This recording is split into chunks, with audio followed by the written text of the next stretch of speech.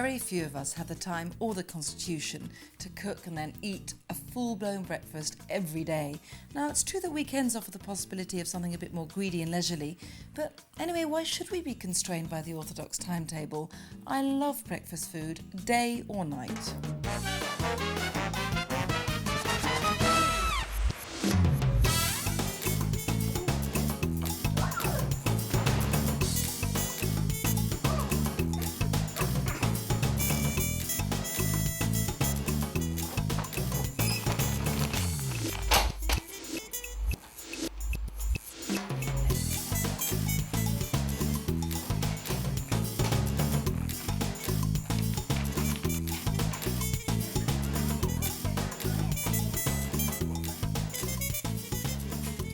Saturdays in this house means an extra hour in bed, courtesy of a little bit of early morning cartoons, and then pancakes and muffins. Now, pancake batter needs to be made a bit in advance if you can, just because it's better if it stands. But I'm just going to preheat the oven for the muffins. Pancakes are incredibly easy, and once you get into the habit, as I have, frankly, you can do it without thinking.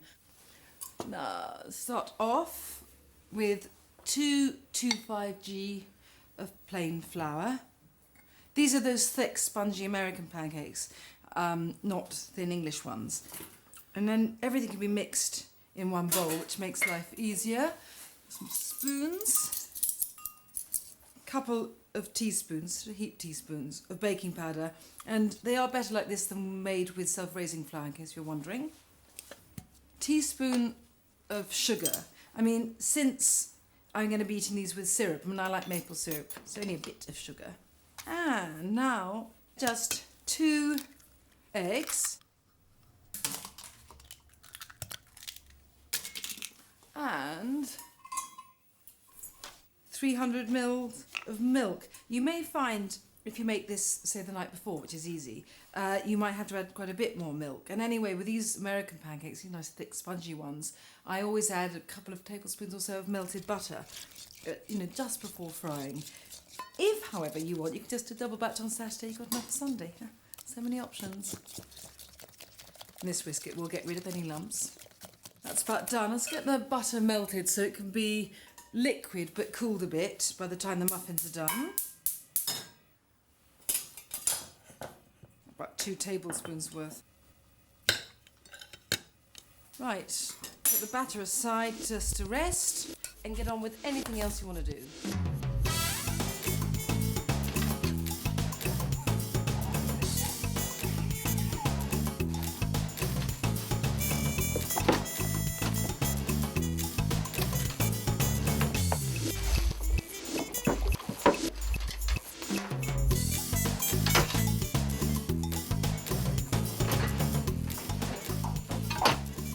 Right, I'm just going to turn the heat off so the butter can carry on melting in its own heat and get on with the muffins, which are savoury muffins.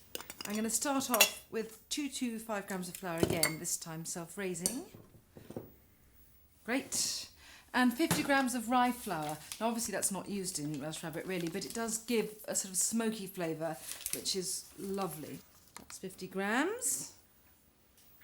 And like the pancakes, this is really a kind of wet ingredients into dry job. Now, baking powder and bicarb. I know I've used self-raising flour, but I think muffins need a little bit of extra air and whoosh in them. Now this, very important ingredient, English mustard powder, a teaspoon. Makes a huge difference. You want it to have a bit of bite. And I am a complete English mustard junkie. Right. Extra strong cheddar, Greek yoghurt, both of which give desirable tang. And this is a very good machine for grating cheese, not least because you can weigh your cheese out first and then grate it rather than keep grating and weighing, grating and weighing. Right, so that's the dry ingredients. I'm just going to get my jug out for the wet ones. I want 150 grams of Greek yoghurt. What you want is a bit of sourness. 6 tablespoons of vegetable oil. And 2 of Worcester sauce, 1 egg, and 125 ml of milk. Now just mix these together. And now this is incredibly easy, not least because you hardly mix, you're just stirring together, because the crucial thing about muffins is a lumpy batter produces the lightest muffins. So in other words, you are being ordered to be idle. Right, just get my muffin tin out from the chaos that is my shelving system and line with muffin papers, and then I'll just fill them up, stick them in the oven.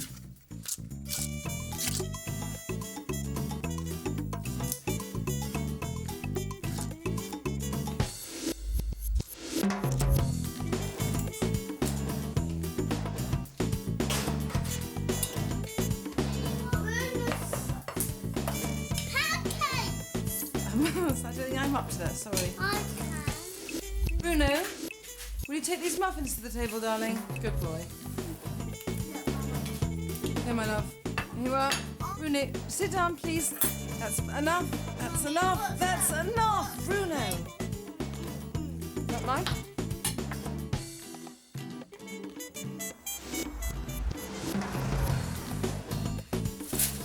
Now, Kedgeree, which this mystery package is going to turn into, started life off in India as rice and lentils, and I think it was the English there who got rid of the lentils and added fish. For some reason, it always seemed to be smoked haddock, which I find too invasive a taste.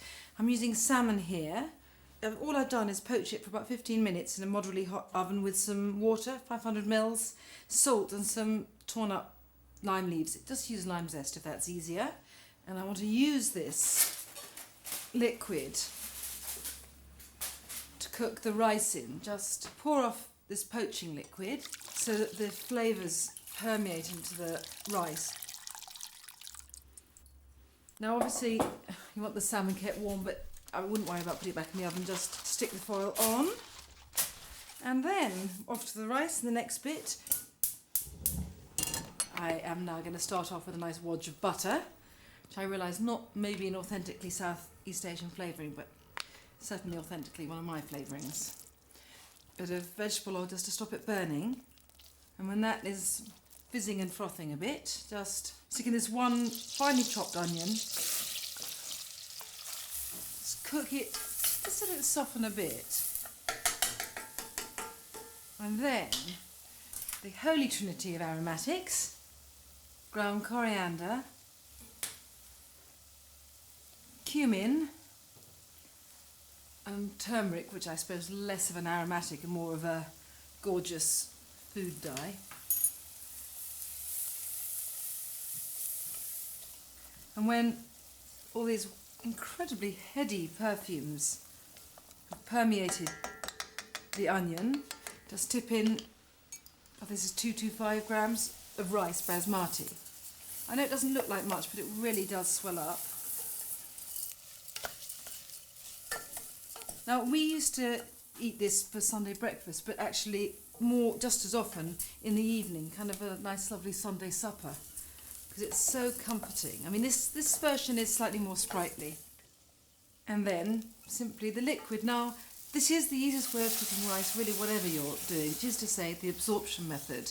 That's very simple. You just use twice the volume of liquid to rice. So, for example, I've had the 225 grams of rice and 500 mils of liquid.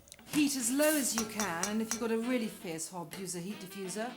Clamp on a lid, and that should do it about 15 minutes, by which time all the liquid should be absorbed into the rice. Right, you see, the rice has absorbed all the liquid. It is so wonderfully yellow. Let me just have a quick taste. Perfect. Not terribly salty. I'm adding fish sauce later, so I don't want to, be too vicious with salt now. Now just get a fork and flake the salmon, by which I mean just going to slice it into chunks with the fork, and it will begin to flake itself, quite big at this stage. Because now all I'm going to do is upend the whole of this rice pan. Now let me just have a little... Oh, and the coral of the salmon against the almost psychedelic yellow. This rice is so wonderful. Now, I have about my person 3 hard-boiled eggs with really glorious yolk. Just quartered lengthways, but it doesn't really matter. As you can see, the yolk kind of falls out of its socket. Something about things which are sort of garnished or decorated with hard-boiled eggs, it kind of reminds me of my childhood. The fish sauce seasoning, not too much, get too salty, just a bit. Lime juice. In some moods I can be moved to use the zest as well, but I think I'm going to be juice only now. And a really fat bunch of pungent coriander. Sort of wonderfully heady, this smell.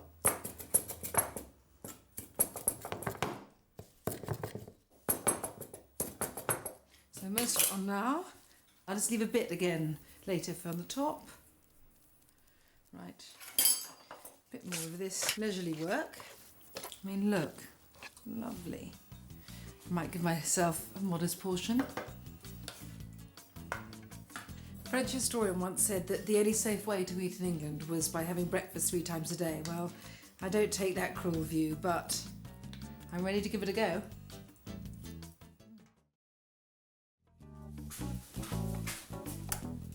This is one of my most regular solitary breakfasts, masala omelette. That's without the R, masala, not marsala. That means spice. It's from Kerala, and it doesn't quite have the same resonance in sunny Shepherd's Bush, but it's still good. Now, you can really use what you want in this. I always have a chilli, sometimes 2, but I'm going to just leave the seeds in so it'll keep it nice and hot. And spring onion as finely sliced as you can muster.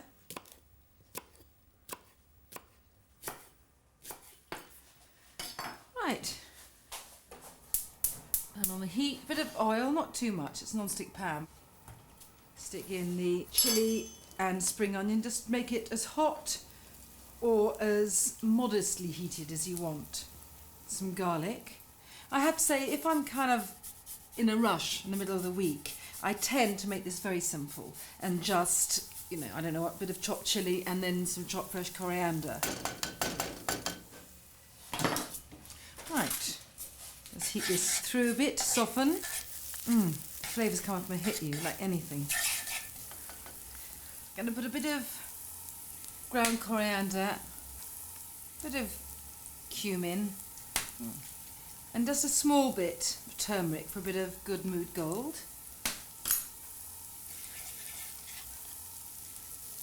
So while that's bubbling away, the eggs.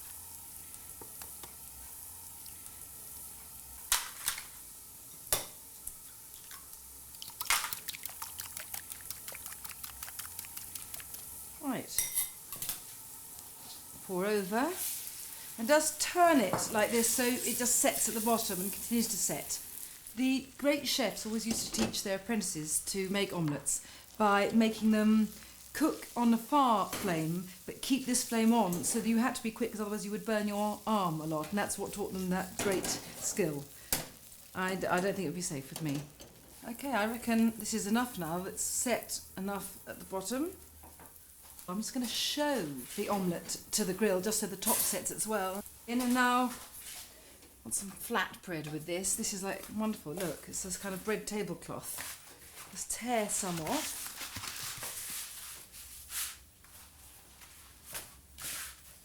Yeah, I'm attempting rather clumsily to turn this into an omelette shape.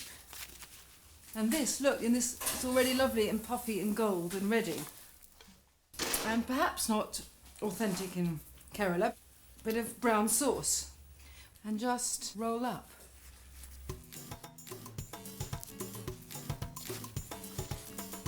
And eat. Very, very good.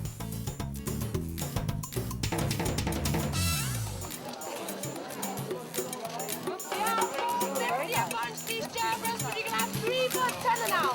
Anybody else want 3 for $10 like that? Premier of Conica. Come on, Max Java, Conica.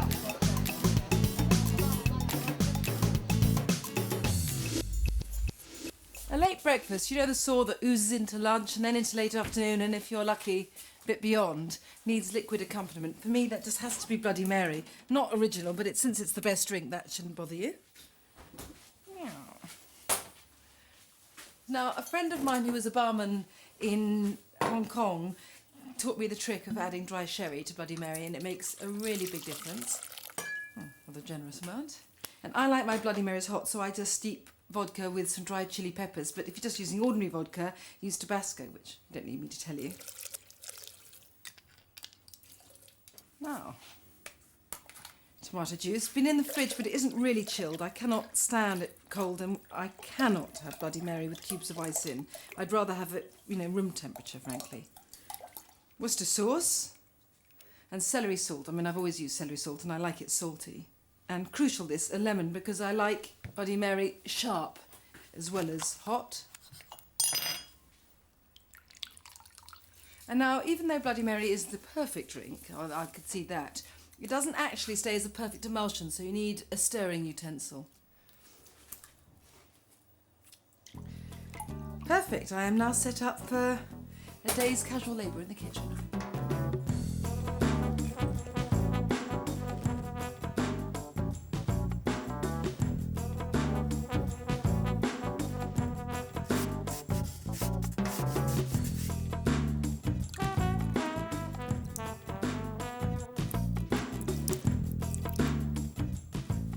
Okay, a spot of baking, so appropriate garb. I'm making Kuchen, which in German just means cake, but this comes from America and means a kind of sweet yeasted bread. It's halfway between cake and bread with fruit on top, baked in a big slab, so it's rather like, I suppose, Danish pastry, only easier and better. Now I have in this mixer about 400 grams of strong white bread flour, 50 grams of caster sugar and half a packet of easy blend yeast.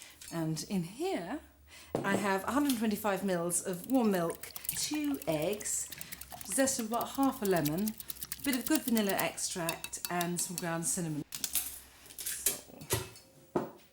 There's no need to do this in a machine. I mean, I've got this dough hook in the mixer, so it makes life easier for me to start it off, but in fact I often do it by hand, and I certainly always finish it off by hand. Well, so the liquid has been kind of absorbed, and now just final enrichment, 50 grams of really soft unsalted butter, which gives it a lovely silky texture. That looks about ready now. Oh, lovely. It's quite sticky still, but then it will take up the flour as I need, so that's the idea. Kneading. It's much easier for you to understand what I mean if you just watch rather than if I just prattle on. Which is simply you push out the dough with the heel of your hand and pull it back with your fingers. And if you keep doing that, the yeast will start activating. And what happens is you gradually feel the dough becoming more elastic.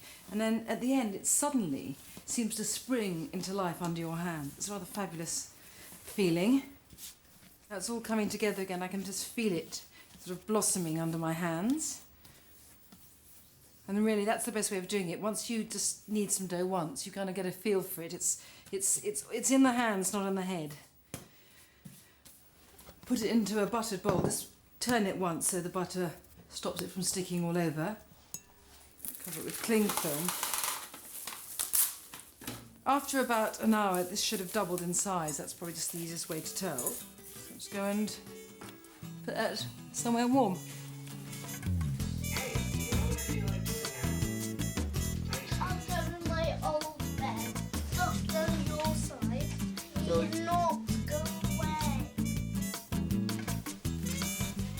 Look how wonderful. You can see it's risen, really doubled in size. And now, one of the best jobs in the world, punching it down. Such a glorious feeling. Wonderful. Now, a bit of pummeling, like sinking your hands into soft flesh. And that just needs to sit, to relax for a bit just before I push it out to cover the Swiss roll tin. So that's fine. And I will get on with my egg wash, which is just 1 egg, some double cream, which isn't just a splodge or so. I mean, it sounds extravagant, but it's not too bad because you will need the rest of this to eat with.